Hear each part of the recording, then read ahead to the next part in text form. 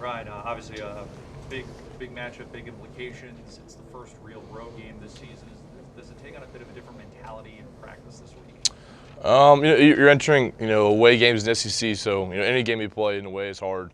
But I think for game one we had a neutral site, but I think Wisconsin traveled really well. So I think game one was there was a big learning process for a lot of guys. I think it was key to kind of get them acclimated into those roles before we, go play in Georgia, which I know is going to be Rocket Stadium just like any other place is. So I think guys are ready for it and guys are up for the challenge. I know it's going to be an exciting week for us. Was it kind of a nice thing to play overall as well as you guys did against Louisiana Monroe and kind of flush out what happened against Ole Miss? I think so. It wasn't about them. It wasn't about Louisiana Monroe. It was about how we want to come out and just keep getting better. We obviously had losses in the past, and I think we overcome that. And we're just going to keep moving forward.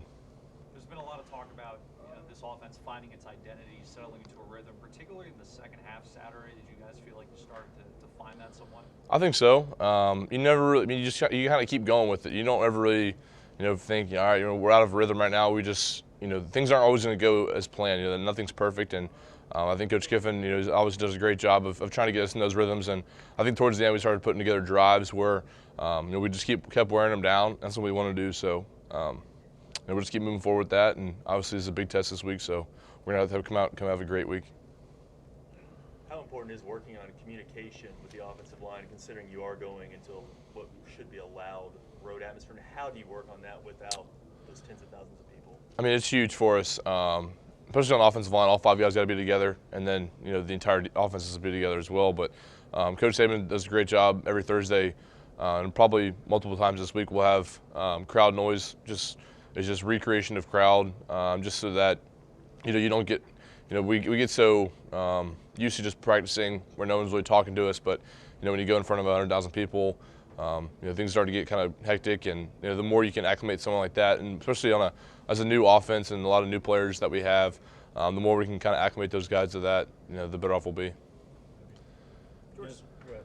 You guys are underdogs this week. Is that a different mentality? Do you like being the underdog? We don't pay attention to any of that. It's just we know Georgia has a great team.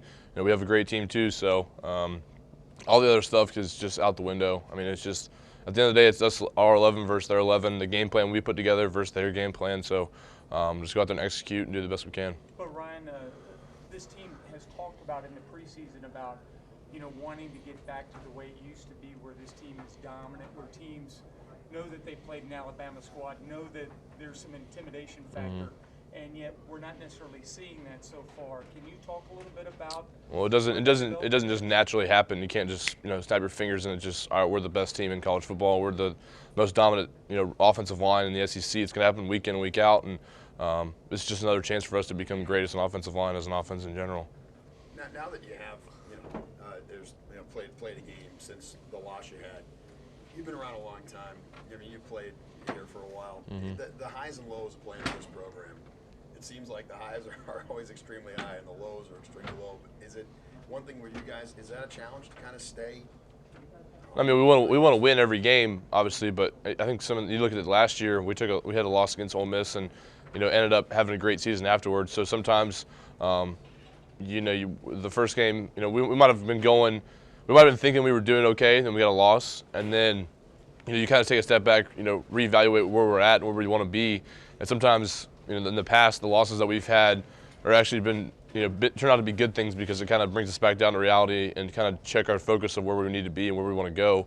So, it sucks to lose, but I think, we're just going to keep getting better. So.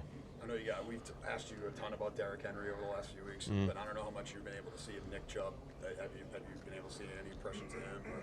I don't play defense, so I don't know. I just kind of watch. Yeah, we just kind of watch.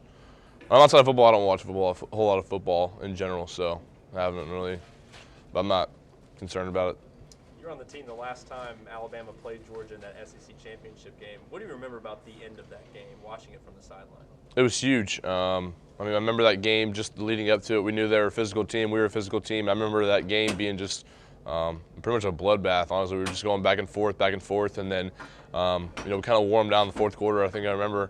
and it was just a memorable game for me. So, but it's not really about the opponent, honestly. It's just about where do we want to go and how far we can take ourselves. So. Brian, have you seen a change in Coker since it appears like it's going to be his offense, his team right now over the last nine days or so? I mean, not really. It's just been. Obviously, when he's out there on the field, the more snaps he gets, the more games he has underneath his belt, the more confidence he has in the offense, and you can see that as well. But as far as changing him, he is who he is. He's a great guy, great competitor, great teammate. So none of those things have changed him at all.